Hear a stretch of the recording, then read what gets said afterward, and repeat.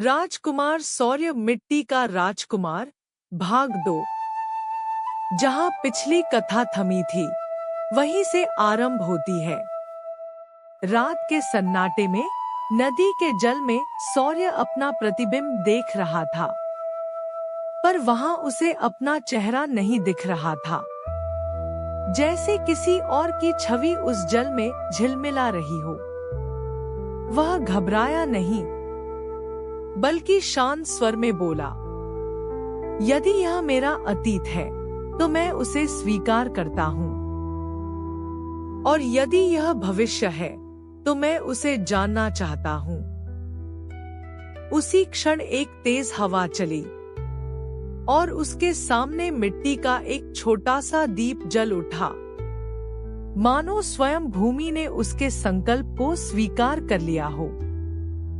सुबह का सूरज उगा तो सौर्य फिर से गांव लौट आया, पर अब उसका मन पहले जैसा न था। गांव वालों ने उसे देखा तो कहा, सौर, आज तेरे चेहरे पर कुछ अलग तेज है। सौर मुस्कुराया, शायद अब मुझे अपनी राह दिखाई देने लगी है। उस दिन से उसने केवल सहायता नहीं बल्कि परिवर्तन शुरू किया। वह बच्चों को शिक्षा देने लगा, किसानों को नई खेती की विधियां सिखाने लगा और बीमारों के लिए औषधालय बनाया। धीरे धीरे गांव वालों ने कहना शुरू कर दिया, यह सौर नहीं, हमारा मिट्टी का राजकुमार है। पर जीवन का हर उजाला किसी छाया के साथ आता है। एक दिन सत्यपुर के पास के जंगल में कुछ सैनिकों ने डेरा डाला। वे राजा सूर्यदेव के दूत थे, जो अब भी अपने लापता राजकुमार की खोज में थे। सौर को इसकी खबर मिली, पर उसने कहा, यदि भाग्य चाहता है कि मेरा सामना हो तो मैं अब नहीं भागूंगा। पर तभी एक अजीब घटना हुई। रात को गांव में आग लग गई। लोग चीखने लगे और सौर दौड़कर जलते हुए घरों के बीच पहुंचा। उसने एक छोटे बच्चे को आग से बाहर निकाला, पर खुद उसके कंधे पर चोट लग गई। सैनिक भी वहां पहुंच गए। एक सैनिक ने उसकी ओर देखा और चौंक उठा। यह चेहरा, यह तो राजकुमार सौर्य का है। गांव वाले स्तब्ध रह गए। उनके सौर का असली नाम राजकुमार सौर्य था। अगली सुबह महल से दूत आए। उन्होंने आदेश दिया, राजकुमार को वापस चलना होगा। राजा स्वयं उन्हें देखना चाहते हैं। गांव की वृद्धा, जिसने उसे बेटा कहा था, उसकी आंखों में आंसू थे। उसने कहा, बेटा, तो तू सचमुच राजकुमार है? सौर्य ने सिर झुकाया, हाँ माता, पर जब तक मैं मिट्टी का नहीं बना, मैं मनुष्य नहीं बना। वृद्धा ने उसका माथा चुमा। तो जा, मिट्टी का राजकुमार, अपने राज्य को भी मिट्टी की खुशबू सिखा। महल में लौटने पर सौर्य ने देखा, वही पुराना वैभव, वही सोने की दीवारें, पर अब उसे वह सब मृत सा लग रहा था। राजा सूर्यदेव सिंहासन पर बैठे थे। उन्होंने कठोर स्वर में कहा, तुमने हमें अपमानित किया है सौर्य। राजकुमार होकर प्रजा के बीच रहना, यह राजवंश का कलंक है। सौर्य ने शांत स्वर में कहा, पिताश्री, कलंक तब लगता है जब कार्य अधर्म का हो। मैं तो केवल मनुष्य बनना चाहता था। राजा बोले, राजकुमार का धर्म शासन है, सेवा नहीं। सौर्य ने उत्तर दिया, यदि शासन में सेवा नहीं, तो वह केवल अत्याचार है। दरबार में सन्नाटा छा गया। मंत्रीगण एक दूसरे को देखने लगे। राजा के नेत्रों में क्रोध था, पर कहीं भीतर गर्व भी। रात को सौर्य महल की छत पर गया। वही छत जहां से उसने पहली बार आकाश से बात की थी। अब वह वही खड़ा था, पर इस बार अलग था। वह बोला, हे आकाश, आज मैं अकेला नहीं हूं। मेरे भीतर अब हजारों लोगों की आवाज है। उसी समय पीछे से एक परछाई उभरी। वह ऋषि वेदांत थे। उन्होंने कहा, वत्स सौर्य, तू मिट्टी में मिल चुका है।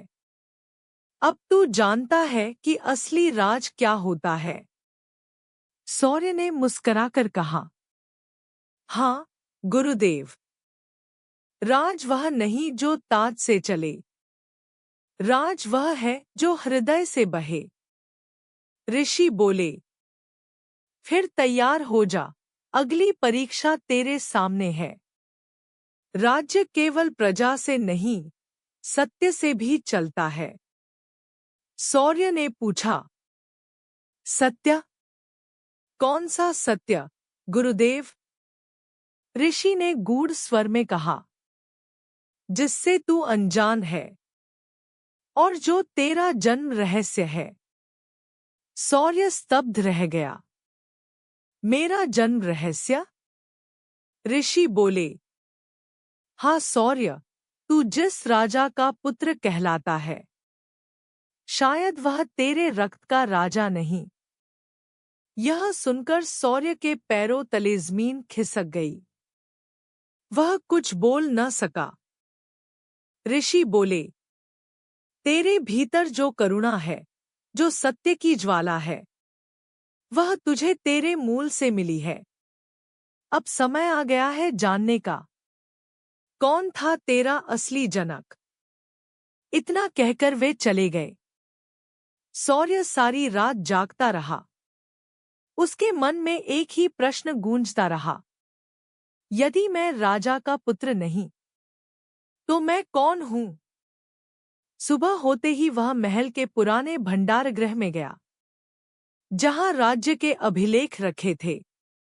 वहां उसने एक पुराना पत्र पाया, जिस पर लिखा था, सौर्य को जीवित रखो। वह अग्नि का पुत्र है, जो एक दिन इस राज्य को नया अर्थ देगा। उस पत्र पर हस्ताक्षर थे ऋषि वेदांत के। सौर्य के हाथ कांप गए। उसने फुसफुसा कर कहा, अग्नि का पुत्र, तो क्या मेरा जन्म? उसी समय बाहर शंखनाद हुआ। राज्य पर किसी अज्ञात सेना ने आक्रमण कर दिया था। सौर्य ने पत्र अपने वस्त्र में छिपाया और दौड़ पड़ा महल की दीवारों की ओर। युद्ध का बिगुल बज चुका था, पर इस बार यह केवल राज्य का युद्ध नहीं, सौर्य की आत्मा का भी युद्ध था। आकाश में धूल उठ रही थी, घोड़े दहाड़ रहे थे, और रणभूमि की ओर बढ़ते सौर्य के कदमों से धरती कांप रही थी। उसके भीतर दो आवाजें चल रही थी। एक कहती, तू राजा का पुत्र है, रक्षा कर। दूसरी कहती, तू सत्य का पुत्र है, न्याय कर। किसकी सुने वह? उसी द्वंद्व के बीच वह रणभूमि में उतर गया। और वहीं जब तलवारों की टकराहट गूंजी, तो एक शत्रु सेनापति ने उसके सामने आकर कहा, राजकुमार सौर्य, तुझे देखकर लगता है मैं अपने ही रक्त से लड़ रहा हूं। सौर्य चौंका। तू कौन है? वह बोला, मैं वही हूं जिसे तेरे जन्म की रात जंगल में छोड़ दिया गया था। तू और मैं एक ही अग्नि से जन्मे हैं। सौर्य के हाथों से तलवार गिर पड़ी। उसका मन बिखर गया। क्या यह सच है? क्या यह मेरा भाई है? तो मेरा जन्म क्या था? वह बोला, सत्य बताओ। सेनापति मुस्कराया। सत्य अगली भोर में प्रकट होगा, राजकुमार। आज का युद्ध केवल शुरुआत है। इतना कहकर वह अंधकार में विलीन हो गया। शौर्य वहीं खड़ा रहा, आकाश की ओर देखता हुआ, रक्त से सना, पर भीतर से कांपता हुआ। वह फुसफुसाया, गुरुदेव, आपने कहा था सत्य मेरा जन्म उजागर करेगा, पर क्या मैं तैयार हूं उस सत्य के लिए? आकाश में बिजली चमकी और हवा ने उत्तर दिया, हर राजकुमार को पहले अपने भीतर का अंधकार जीतना पड़ता है। भाग 2 समाप्त, पर कथा नहीं। अगले भाग में भाग 3, रोशनी का राजतिलक। शौर्य को अपने जन्म का सत्य पता चलेगा। राज्य और धर्म के बीच उसका अंतिम संघर्ष होगा, और अंत में वह निर्णय जो उसे मिट्टी के राजकुमार से रोशनी का राजा बना देगा।